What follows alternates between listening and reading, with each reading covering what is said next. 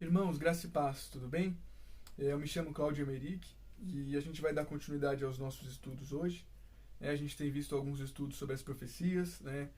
Ali a divisão que o Senhor promete ali para Oséias, né? Então Oséias está vivendo no período de alguns reis de Israel e o Senhor já começa a falar em quando ele ia dividir esse reino. Só que essa profecia da divisão do reino de Israel em duas casas, ela é dada aqui, primeiramente, né? O início dela é dado aos patriarcas, e é o que a gente vai ver hoje. A gente vai ver por que chega em Efraim, qual que é o papel de Efraim nisso, para a gente poder entender a caminhada dessa profecia na palavra de Deus, onde a gente se encaixa, onde Cristo entra dentro dessas profecias, né? E a gente vai começar vendo, então, hoje, a gente vai fazer alguns vídeos, uns 2 ou 3, sobre esse tema, sobre a herança de Efraim, para a gente poder entender por que houve essa divisão, o que ela representa, o que Deus quer nos mostrar, quer nos ensinar com ela, e que a gente pode encontrar ela em toda a Bíblia. Amém?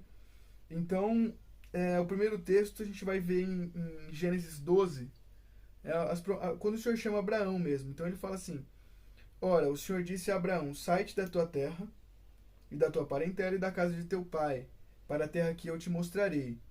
E far-te-ei uma grande nação, e abençoar-te-ei, e engrandecerei o teu nome, e tu serás uma bênção. E abençoarei os que te abençoarem, e amaldiçoarei os que te amaldiçoarem. E em ti serão benditas todas as famílias da terra. Então essa bênção foi dada primeiramente a quem? Para Abraão, né? Quando o Senhor chama ele ali, para Abrão, na verdade, né? E no capítulo 17 o Senhor muda o nome de Abrão para Abraão. No capítulo 17:5 diz o seguinte: E não se chamará mais o teu nome Abrão, mas Abraão será o teu nome, porque por pai de uma multidão de nações te tenho posto, e te farei frutificar grandissimamente, e de ti farei nações, e reis sairão de ti. Então, a gente tem que se atentar às palavras da profecia, que diz o seguinte: porque por pai de uma multidão de nações te tenho posto. Então, uma promessa que vai para Abraão é que ele seria pai de uma multidão de nações, não só de uma nação, não só da nação de Israel, dos israelitas, dos judeus, mas ele seria pai de uma multidão de nações. Isso faz sentido para nós, tranquilamente, porque Paulo, Jesus mesmo, eles dizem que nós somos filhos de Abraão pela fé. Então nós somos de uma nação diferente de Israel, mas nós somos também filhos de Abraão. Nós também temos parte no concerto, nas promessas, tudo que foi prometido a Abraão. E a nação de Abraão, a Israel como povo, como nação, foi prometido também para outras nações. Através de quem? Através de Cristo. Só que o desenrolar dessa história tem muita coisa profunda que a gente vai ver hoje. Então, ele ia colocar Abraão por pai de uma multidão de nações. E no verso 6, e te farei frutificar grandissimamente, e de ti farei nações, e reis sairão de ti. Então, ele firmando esse conceito de Abraão. Abraão, você não vai ser só pai da nação de Israel, você vai ser pai de uma multidão de nações. E outra, diversas nações serão de ti. Tá? Então, para a gente continuar, vamos para Gênesis 26. Gênesis 26 é quando o Senhor chama Isaac e passa essa promessa para Isaac. No verso 4 diz assim: E multiplicarei a tua semente como as estrelas do céu, e darei à tua semente todas essas terras. E em tua semente serão benditas todas as nações da terra, porquanto Abraão, o pai de Isaac, obedeceu a minha voz, guardou o meu mandado, os meus preceitos, os meus estatutos e as minhas leis. Então essa bênção passando de Abraão para Isaac. Né? Abraão tem 2 filhos, Ismael e Isaac. Ismael era o primogênito, era o que teria direito, mas ele não era o filho da promessa. Né? Então precisou vir o filho da promessa, Isaac, e ele fala, né, Isaac, eu estou chamando você porque o seu pai Abraão obedeceu a minha voz, guardou os meus estatutos, as minhas leis, então ser fiel também. Então essa promessa é passada a Isaac. E depois de Isaac é passada a Jacó. E a gente vai ver isso no capítulo 28, né? No verso 3. E Deus Todo-Poderoso te abençoe, e te faça frutificar, e te multiplique, para que sejas uma multidão de povos, e te dê a bênção de Abraão, a ti e a tua semente contigo, para que em herança possuas a terra das tuas peregrinações, que Deus deu a Abraão. Então por que eu li todas essas profecias? Para a gente entender que Abraão teve 2 filhos, mas foi passado para Isaac. Isaac teve Esaú e Jacó, mas a bênção foi passada para Jacó, não foi para Esaú. Né? E o interessante desses 2 conceitos, e a gente vai ver aqui também isso acontecendo com o filho de José, é que o primogênito que tem direito, né, por lei, vamos dizer assim, eles não recebem a bênção. Porque para receber a bênção é muito mais do que você é muito mais profundo do que você ter direito pela lei, mas é você alcançar graça aos olhos de Deus, tá? Então o Senhor fala assim, olha, e te multiplique para que sejas uma multidão de povos. Então é uma promessa dada a Jacó, que ele fosse uma multidão de povos, uma multidão de nações, tá? E a gente vai ver agora onde que essa promessa entra na vida de Efraim. Então o que acontece? Jacó tem os 12 filhos, né? José vai para o Egito,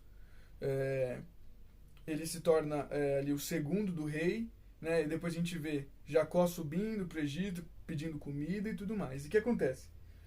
José se revela aos seus irmãos e começa a cuidar dos seus irmãos ali na terra do Egito. É ali que começa o povo a se fazer no Egito. Porém, José tem 2 filhos lá no Egito, que é Manassés e Efraim. Manassés o primogênito, né? Novamente, a gente vai ver que a bênção ficou com quem? Com Efraim. Então José tem 2 filhos. O que Jacó faz? E a gente vai ver agora em Gênesis 48. Esse capítulo inteiro ele é muito profundo, tá? Tem um vídeo no meu canal em que eu leio esse capítulo inteiro, né, falando desse assunto, inclusive. Mas agora eu resolvi fazer uns vídeos mais curtos para a gente poder entender esse conceito melhor, para ficar mais fácil, né? Então esse capítulo ele é muito profundo, mas a gente vai ler alguns versículos dele apenas, para que a gente possa entender o que Jacó faz para essa bênção ser passada para Efraim. Então o verso 3 diz assim: Jacó disse a José: o Deus Todo-Poderoso me apareceu em luz na terra de Canaã e me abençoou. Por que ele cita o Deus Todo-Poderoso? Porque é como Deus tinha se apresentado até então. Só a Moisés que Deus vai revelar o seu nome verdadeiro. E no verso 4 diz: e me disse: eis que te farei frutificar e multiplicar, e te porei por multidão de povos, e darei esta terra à tua semente, depois de ti, em possessão perpétua. Então Jacó tinha no coração dele, mesmo que ele já estava doente, já estava velho, ele chama, né, José e os seus filhos para abençoar os seus filhos, porque ele já estava doente, ele já estava partindo dessa vida. Só que a bênção, a promessa que o Senhor tinha dado para ele, estava viva no seu coração ainda. Então, por mais que Abraão, Isaac, Jacó não viram todas as profecias se cumprindo nos seus dias, eles sabiam que se cumpriria. Então, Jacó continua no verso 5 e diz assim: agora, pois, os teus 2 filhos que te nasceram na terra do Egito, antes que eu viesse a ti no Egito, são meus. Efraim e Manassés serão meus, assim como Ruben e Simeão. Então, Jacó, por um ato totalmente divino, né, de revelação do Senhor, ele toma os filhos de José, que ele nem tinha visto nascer, como filhos dele. Porque ele sabia que a promessa tinha sido dada para ele e para a semente dele. Então, ele toma Manassés e Efraim como seus 2 filhos, assim como Ruben, Simeão, Judá, assim como José mesmo. E agora no verso 13, o que acontece? Efraim e Manassés vão receber a bênção de Jacó. E a bênção era dada para o primogênito pela mão direita, né, de Jacó, do pai, e na mão esquerda seria ali o filho que não fosse primogênito, seriam os demais filhos, ou o outro filho, né, se só fossem 2. E é assim que José leva os seus 2 filhos para receberem a bênção do seu pai, dessa forma, né? A palavra diz o seguinte, no verso 13: e tomou José a ambos, Efraim na sua mão direita, à esquerda de Israel, Jacó, e Manassés na sua mão esquerda, à direita de Israel, e fê-los chegar a ele. Mas Israel estendeu a sua mão direita e pôs sobre a cabeça de Efraim, ainda que era o menor, e a sua esquerda sobre a cabeça de Manassés, dirigindo as suas mãos avisadamente, ainda que Manassés era o primogênito. Então Jacó, ele inverte as bênçãos, né? Ele inverte as mãos, colocando assim a bênção da mão direita, ou seja, a bênção principal, vamos dizer assim, da primogenitura, para Efraim, mesmo sem Efraim ser o primogênito. E ele abençoou a José e disse: o Deus em cuja presença andaram os meus pais, Abraão e Isaque, o Deus que me sustentou desde que eu nasci até este dia, o anjo que me livrou de todo mal, abençoe estes rapazes, e seja chamado neles o meu nome, o nome dos meus pais, Abraão e Isaac, e multipliquem-se como peixes em multidão no meio da terra. Então olha que expressão interessante, multipliquem-se como peixes em multidão. Lembra quando Jesus chama alguns pescadores e fala, eu vou fazer vocês pescadores de homens? É fazendo menção a essa profecia aqui, de que em Efraim seria realizada uma multidão de nações. E ele fala, e multipliquem-se como peixes em multidão. Para que Jesus pudesse vir e falar, agora vocês vão lá e vão pescar esses peixes.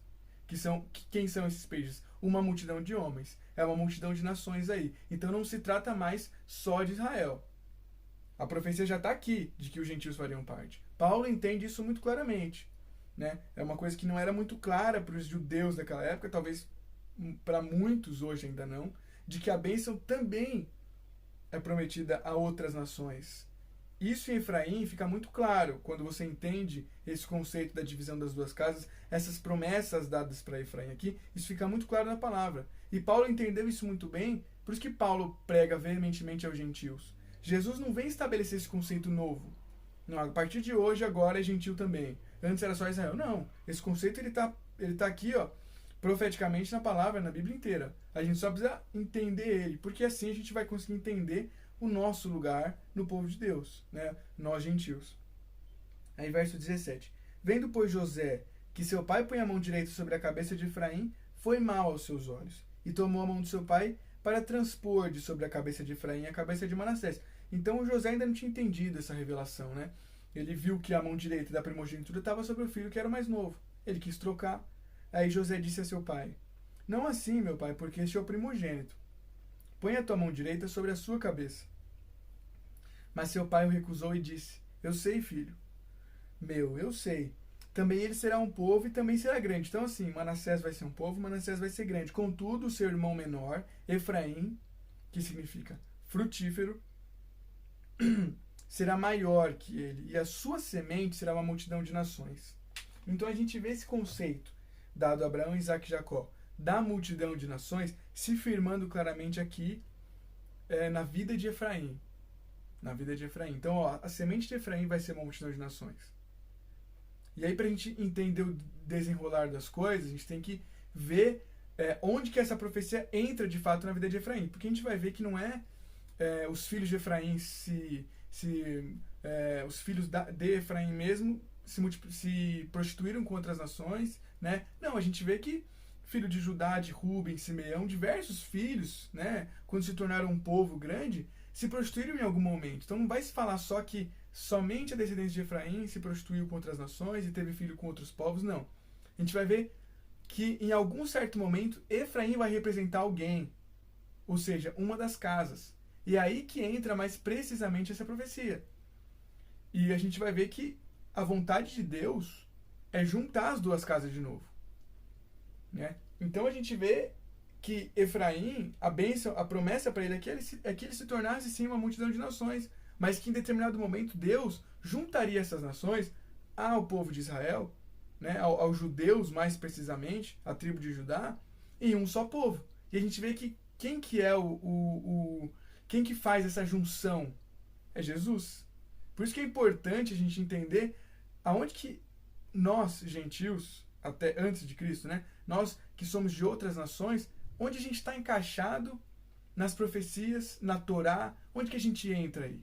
E é isso que a gente vai continuar vendo. Então, o vídeo de hoje foi para entender essa bênção, que essa bênção é dada aos patriarcas. Ela não inicia em Jesus, como muitas pessoas acham. Ela foi dada aos patriarcas. É uma bênção que já estava prevista nos planos de Deus. Os gentios já estavam inseridos o tempo todo ali. Né? O Senhor está querendo mostrar isso pra gente. Então, se você tiver algum comentário, alguma dúvida para fazer, meu celular está aí, pode comentar no vídeo também. Se você gostou, compartilha para que mais pessoas sejam abençoadas com a palavra de Deus. Amém? A paz do Senhor.